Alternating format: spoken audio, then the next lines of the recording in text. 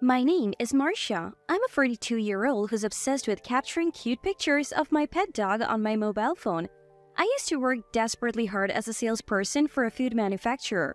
I want to tell you the story of how I ended up leaving that company. About 10 years ago, I had a fiancé, Christopher, who was the same age as me. We both worked in the food industry, but not for the same company. Christopher was in a product development at a rival company. One time, I went on a sales call to a certain company and Christopher was also there to present his products, accompanied by a sales representative. And it was Christopher who said, "Let's exchange opinions and deepen our friendship." He invited me for a drink and we became close. It happened when I went to Christopher's house for a family meeting. It was my first time in such a situation, so even though I was used to meeting people through my sales job, I was so nervous that I was sweating buckets. However, in reality, my parents-in-law were very kind and treated me wonderfully. I worried too much. I thought to myself how lucky I was to marry into such a kind family. That was until his sister-in-law showed up. Christopher's sister-in-law Roseanne, who is 10 years older than him, arrived late that day. I was dining completely at ease in the pleasant atmosphere created by my parents-in-law and was startled and hurried to stand up when Roseanne suddenly appeared. Christopher quickly said, Roseanne, this is my girlfriend, Marcia." He introduced me. However, Roseanne sighed. Christopher sure brought a noisy woman." Roseanne sighed again. I might have been a bit too flustered. It's true, I was hasty, and standing up during the meal might have seemed rude. Feeling regretful, I was about to lose hope when my mother-in-law Lily said, "It's nice to have someone lively around." And he smiled at me. I couldn't tell if she was being sincere or just covering for me, but her warm response was a relief. Roseanne snorted and then sat at the same table as us. "So, you're Marcia, right? What do you do?" I am in sales, same as Christopher." Every word from Roseanne felt heavy and prickly. Is she a detective or something? "Sales, huh? Must be easy just selling stuff, right?" A line that could make every salesperson in the world an enemy, but I was too stunned by her sudden attack to respond. Christopher then said, "Roseanne, I know you might be stressed from work, but could you be a bit kinder in your words?" He defended me. "Work stress, isn't it the same for all workers?" I think I looked puzzled. "Roseanne married a guy who ran a high-end restaurant about 10 years ago and has been managing it ever since. 2 years ago, her mother-in-law who was managing the place passed away, and Roseanne took over." Hearing Christopher's explanation, I responded, "Really? Managing a high-end restaurant? That's impressive." But Roseanne, seemingly uninterested in expanding the conversation, just snorted without looking at me. Round 1. Roseanne's jab exploded. Caught off guard, I was hit squarely, losing my balance. About a month later, I was suddenly invited to dinner by Roseanne. Actually, I had exchanged contact details with Christopher's family at the family meeting, but it was just a formal exchange, so I was startled to hear from her. Lily would have been one thing, but Roseanne? Then Roseanne said, "Let's deepen our friendship." That was nice of her, but to me, the way she acted at the family meeting was too intimidating. I just couldn't understand why she behaved that way. What was it about me that irritated her so much? Or was it just that she was really stressed and happened to be in a bad mood that day? I was anxious about possibly offending Roseanne again if we met one-on-one, but it would be rude to decline her invitation. I have overcome similar challenges in sales, so I figured I could handle this. Roseanne drove up to our meeting place and sighed when she saw me. "We're going to eat, so you could have dressed a bit better." I was wearing skinny jeans, a casual blouse, and a delicate necklace that day, nothing too out of place for a lunch outing. My outfit wasn't anything too out of place for a lunch outing. Round 2. I was hit with a jab right at the start. Roseanne drove me to a well-known high-end restaurant in the area. "For someone like you, it must be rare to eat good food, right? I'll give you a chance." Another right hook hit me. Here I am, not yet married, right in the middle of my saving period. I hadn't expected to be brought to such a fancy place, so I was worried about the money I had on me. What if she ordered a full course? Would she be annoyed if I only ordered small individual dishes? While worrying about these things, I followed a confidently striding Roseanne into the restaurant. Oh, it's such a shame to eat delicious food in this state of mind. I should be content with instant ramen or something for lunch, especially since I'm in saving mode. As expected, Roseanne casually ordered a course meal. Excuse me, I didn't bring much money with me. Can I step out to go to an ATM? It was quite embarrassing, but I had no choice. Then Roseanne burst out laughing. Oh my, really? You don't have money? Aren't you in sales? Don't you earn a decent salary? How do you manage meals with clients? She ridiculed me at every opportunity, laughing heartily. It became clear to me she just doesn't like me. By the way, if we are talking about base salary, I earn more than Christopher, but Christopher often does overtime and works on holidays. So maybe we earn about the same in the end? It's fine, I'll pay. I can afford to treat a poor person to a meal. Is Roseanne trying to assert her superiority over me?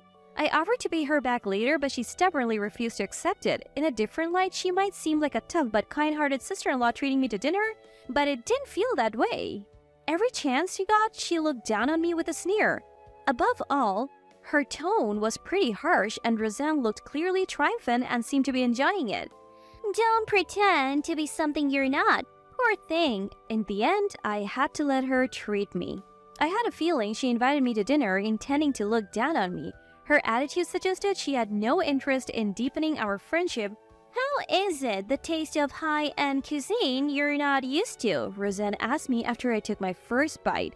True, I can't claim I'm used to it, though I do eat here occasionally for business, I thought. But I stayed silent to avoid her anger. Yes, it's really delicious, I answered honestly. Then Roseanne suggested having alcohol. Truthfully, I would have liked to say yes right away, as I do enjoy alcohol, but I was worried about getting scolded again. As I hesitated, she asked, "Don't you even know the taste of alcohol?" I wanted to say the opposite, but all I replied was, "I'm average."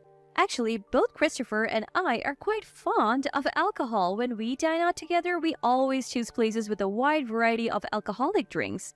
I have professional level information about good restaurants, but now is not the time to provoke Roseanne. When I was contemplating this, Roseanne ordered an expensive white wine. Fish definitely goes with wine.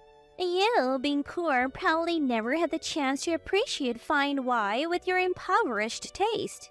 I don't understand why she insists on wine.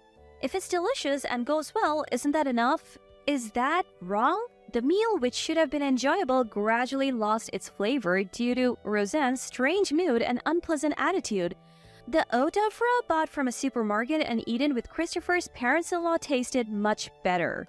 In the end, it's not just about the cost of the meal, but also the atmosphere of the place that adds to its taste. With these thoughts, I mechanically continued to eat the fine cuisine. The second round, too, was a one-sided affair with Roseanne dominating throughout. I barely managed to avoid a knockdown. Fortunately, I didn't have any further encounters with Roseanne after that. When I told Christopher about the restaurant incident, Christopher apologized, saying it's because of her abnormal obsession with me. I'm sorry. Apparently, it was mostly Roseanne who took care of a young Christopher in place of his working parents. Consequently, Roseanne's over-affection for Christopher was even greater than Lily's, making her particularly harsh towards Christopher's romantic partners.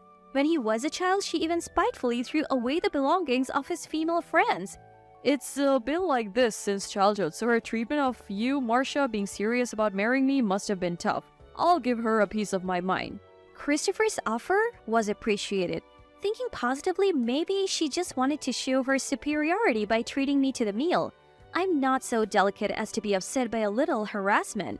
Christopher listens to me properly, and I can let verbal abuse slide off my back, so I answered, "I'm fine. You don't need to do anything."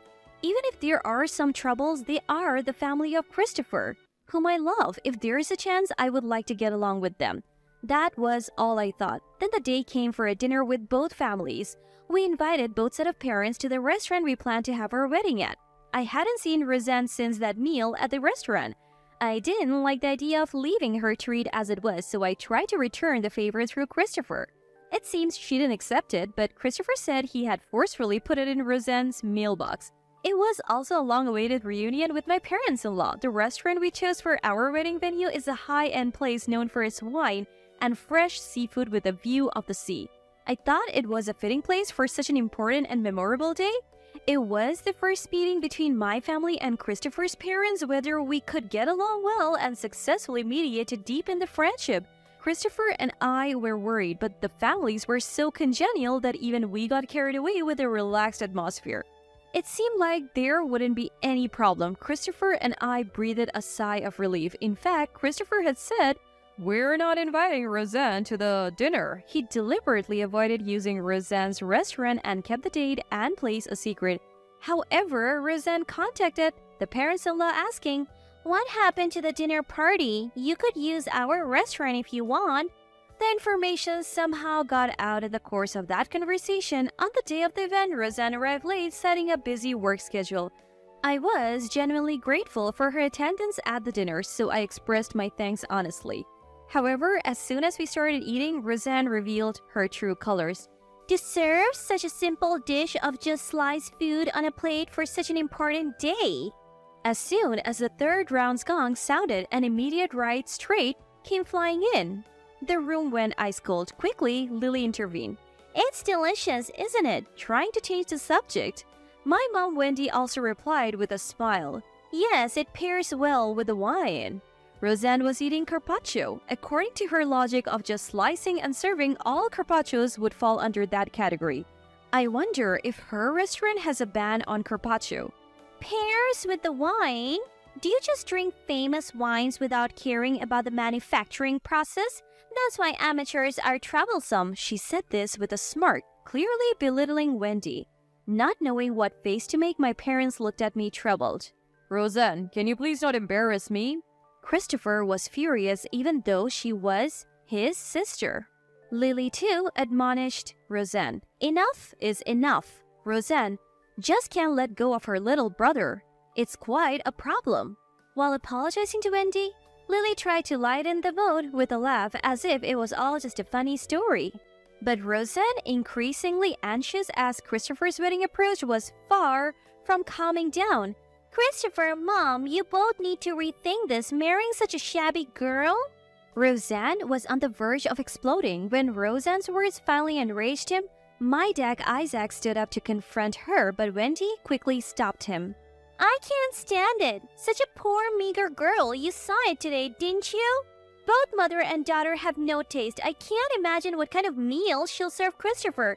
Such poor upbringing." "Just let her talk." Isaac, no longer able to contain himself, threw his napkin on the floor, breaking free from Wendy's restraint. It seemed he had reached his limit. He probably wanted to confront Roseanne directly, but a shred of reason held him back.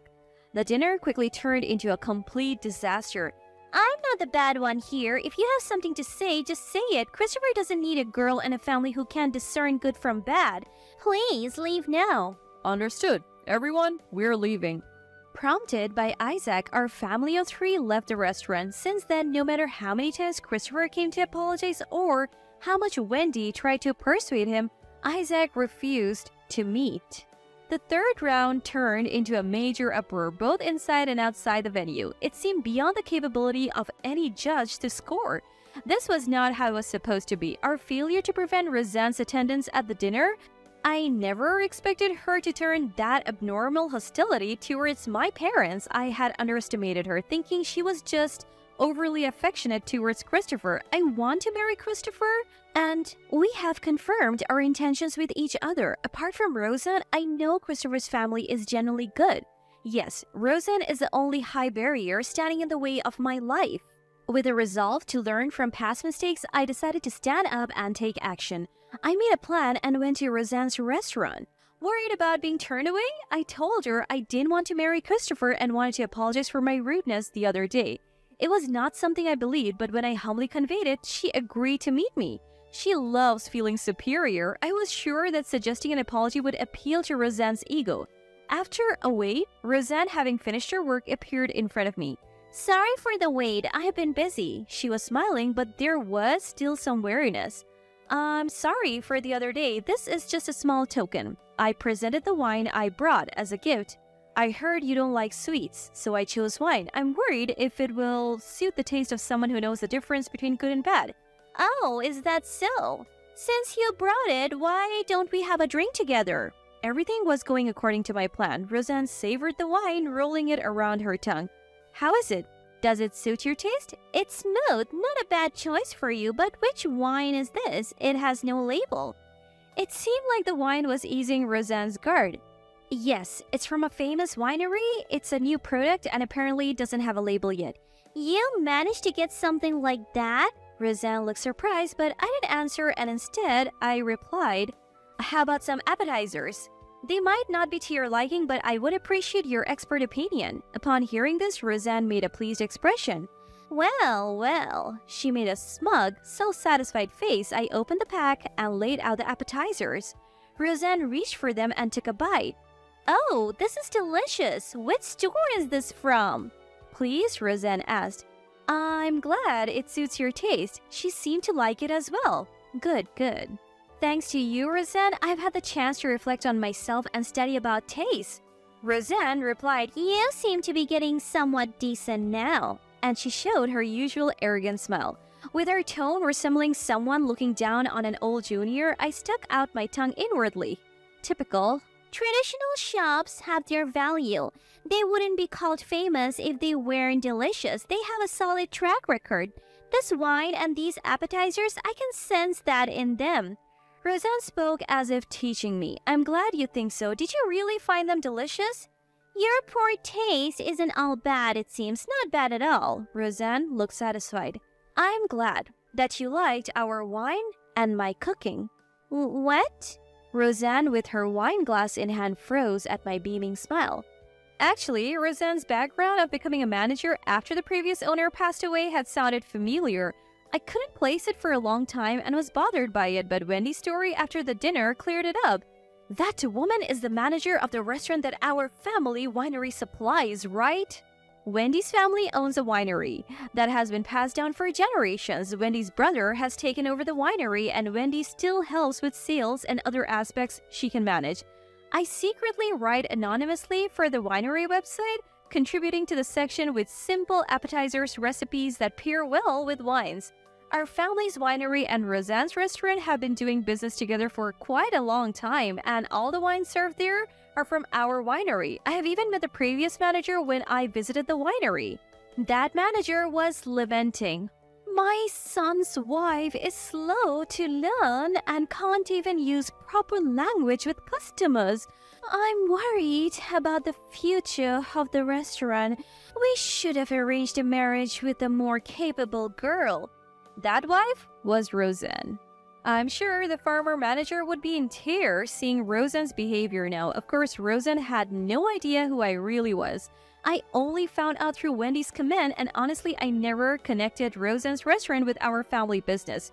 Roseanne has no idea that I'm related to her supplier. I saw this as an opportunity. The wine I brought as a gift was a new spring release. Soon, a tasting barrel of it will be delivered to Roseanne's restaurant. The appetizers were from a recipe that had received great feedback in my cooking column.